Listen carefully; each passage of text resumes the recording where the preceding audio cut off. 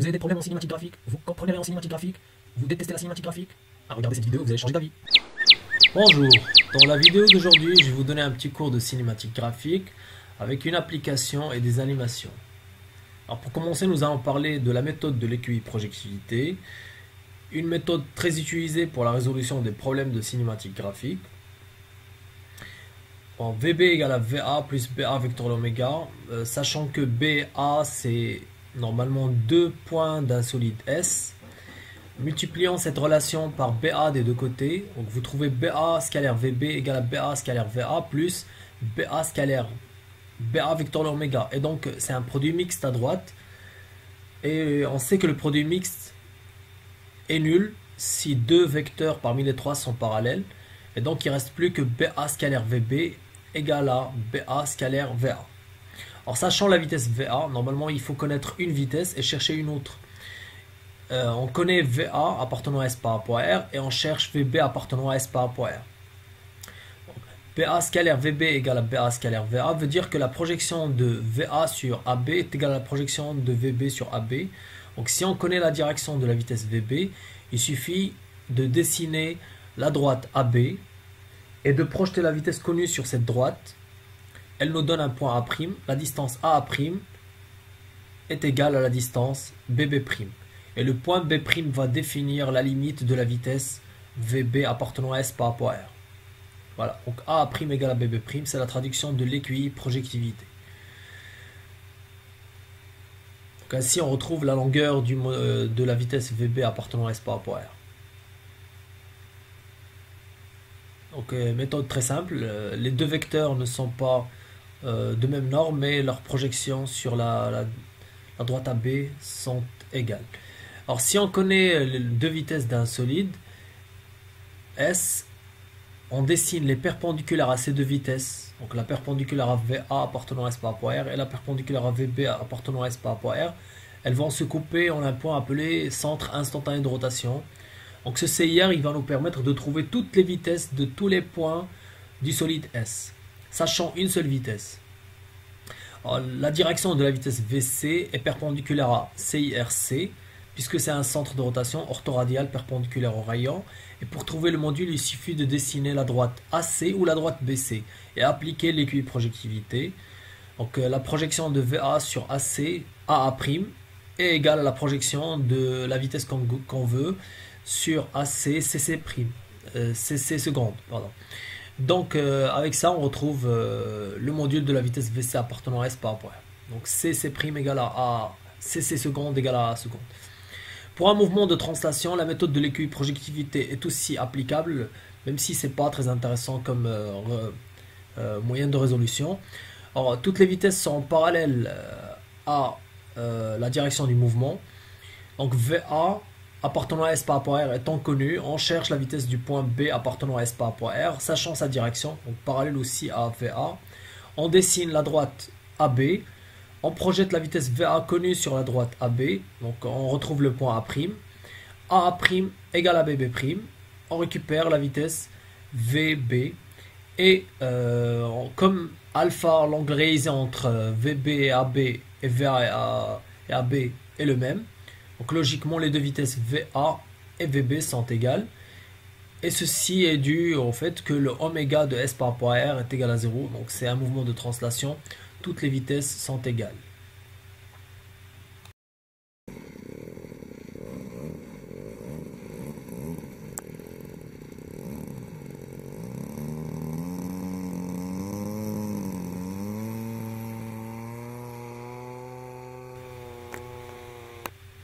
Un exemple intéressant pour parler de la limite de l'EQI projectivité est l'utilisation de la proportionnalité. Donc imaginons que les deux points A et B et le centre de rotation sont alignés.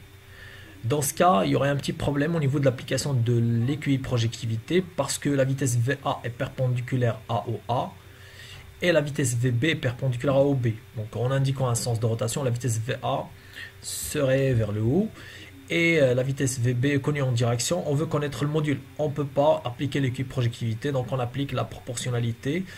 On va tracer une droite passant par le centre de rotation O et par le sommet de la vitesse connue et définir ainsi toutes les vitesses sur AB. Donc ça nous donne aussi le sens de rotation, le sens de la vitesse VB, elle est vers le bas, logiquement.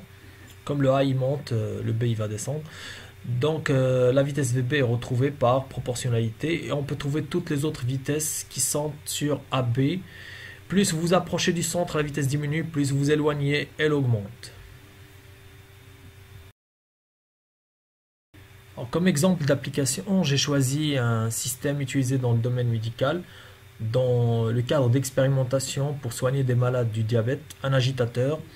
La rotation d'une manivelle, la pièce bleue, entraîne rotation continue, entraîne une rotation alternative d'un bras.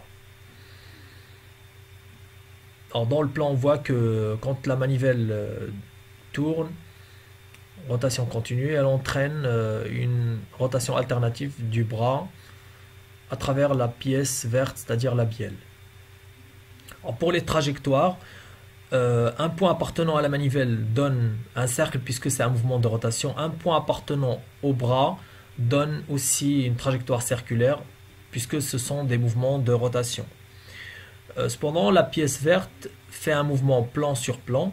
Donc la trajectoire de l'un des points, les points qui sont pas coïncidents avec la manivelle ou avec le bras, donnent des trajectoires qui ne sont pas circulaires, contrairement au corps manivelle et bras. Alors pour l'étude cinématique, donc j'ai numéroté les pièces, bâtisse 0, manivelle 1, bras 3, bielle 2. Et la donnée de l'exercice, donc c'est sûrement l'entrée, la motorisation qui est sur le corps numéro 1. Je connais par exemple le oméga de 1 par rapport à 0 et je connais le rayon O1A. Je peux calculer la vitesse du point A appartenant à 1 par rapport à 0 et je peux la dessiner. Or, sachant que 1 par rapport à 0 c'est un mouvement de rotation de centre O1, cette vitesse est perpendiculaire à O1A. Donc il suffit de dessiner la perpendiculaire au rayon qui est aussi à la tangente à la trajectoire du point A dont on a parlé tout à l'heure, circulaire, et le sens il est défini par le sens imposé pour la motorisation. Alors sachant cette vitesse, on peut partir chercher les autres vitesses sur le système, mais d'abord il faut utiliser une notion de point coïncident. Alors le A c'est un centre de rotation de 1 par rapport à 2, ce qui veut dire que la vitesse du point A appartenant à 1 par rapport à 2 est nulle. Et si on décompose en utilisant le bâti 0, on aura VA appartenant à 1 par rapport à 0 est égal à VA appartenant à 2 par rapport à 0. Donc cette vitesse, c'est exactement celle de 2 par rapport à 0 aussi au point A. Et donc je suis passé de 1 vers 2. Je peux aller vers 3. Au point B, j'ai encore une articulation entre 2 et 3. Donc le B, c'est un centre de rotation de 3 par rapport à 2. VB de 3 par rapport à 2 étant nul, on peut décomposer cette vitesse en utilisant 0. Donc VB de 3 par rapport à 0 est égal à VB de 2 par rapport à 0. Et comme je sais que le mouvement de 3 par rapport à 0 c'est une rotation, donc la trajectoire c'est un cercle de centre O2 de rayon O2B, la vitesse est donc orthoradiale ou tangente à la trajectoire. Donc la perpendiculaire au rayon O2B, tangente à la trajectoire du point B. Alors maintenant que je connais la direction de la vitesse VB de 3 par rapport à 0, qui est aussi VB de 2 par rapport à 0, je peux retrouver le module de la vitesse VB de 2 par rapport à 0 en faisant de l'équiprojectivité sur AB. Donc je dessine la droite AB, je projette la vitesse connue sur AB, je trouve A' et j'en déduis BB' égale, donc je dessine le point B' et j'ai la vitesse du point B appartenant à 2 par rapport à 0 qui est égale à VB de 3 par rapport à 0. Maintenant je peux aller du point B vers le point C. Alors comme on voit que le point B, C et O2 sont alignés, on ne peut pas appliquer l'équiprojectivité, donc je dessine la direction de la vitesse VB de VC de 3 par rapport à 0 et par proportionnalité en partant de O2 vers le sommet de la vitesse VB de 2 par rapport à 0 ou de 3 par rapport à 0, je trouve le module de VC de 3 par rapport à 0. Voilà. Après, si on choisit un point qui n'est pas aligné avec O2 et B, donc le point D, pour trouver sa vitesse, on n'est plus obligé de faire la proportionnalité, on peut appliquer l'équiprojectivité. Voilà, il suffit de dessiner le rayon O2D et cette vitesse elle est perpendiculaire à son rayon, donc orthoradiale, tangente à la trajectoire. Et on dessine la droite BD, on projette la vitesse connue VB de 3 par rapport à 0 sur cette droite BB seconde égale à DD seconde. En retrouvant le point D seconde, on retrouve la longueur de la vitesse VD de 3 par rapport à 0. Voilà. Maintenant, si on reprend le système dans une autre position qui nous permet d'avoir un centre de rotation, un instantané de rotation dans la figure, donc je connais les deux vitesses, VA de 2 par rapport à 0 et VB de 3 par rapport à 0 qui est VB de 2 par rapport à 0, par équilibre projectivité bien sûr. Le centre instantané de rotation est l'intersection de la perpendiculaire ou des perpendiculaires aux deux vitesses. Donc je trace la perpendiculaire à VA et à VB, elle se coupe en I20. L'intérêt derrière la recherche de ce centre instantané de rotation, c'est de trouver d'autres vitesses du corps 2. Donc E par exemple est un point de 2, sa vitesse est orthoradiale par rapport à I20, donc I20 E perpendiculaire à la direction de la vitesse VE. Donc je connais la direction, maintenant pour trouver le module, il suffit encore d'appliquer l'équilibre projectivité sur la droite AE. En projetant VA sur AE, je trouve AA' égale à EE', et je retrouve finalement la vitesse VE de 2 par rapport à 0 par équilibre projectivité sur AE. Maintenant, si vous voulez trouver le centre de rotation sans vraiment dessiner les vitesses, vous pouvez utiliser le théorème de 3 plans glissants.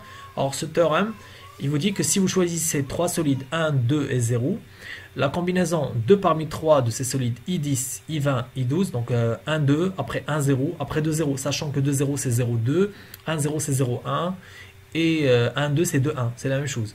Donc ces 3 points, ils sont alignés. Et parmi ces 3 points, il y a le point inconnu I20. Je ne le connais pas, donc je vais le chercher en utilisant cette technique.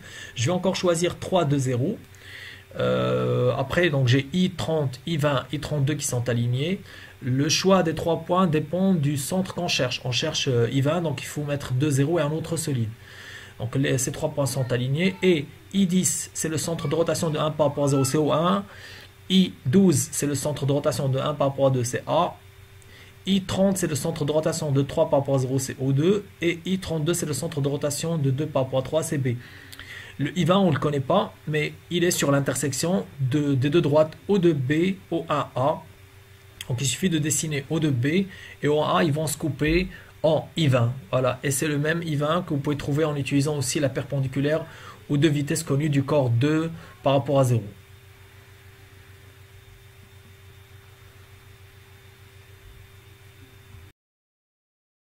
Voilà, vous avez vu, c'était facile, la cinématique graphique, après tout, c'est très simple. Il suffit de maîtriser un peu le cours, faire quelques exercices, et on est tranquille. À la prochaine vidéo.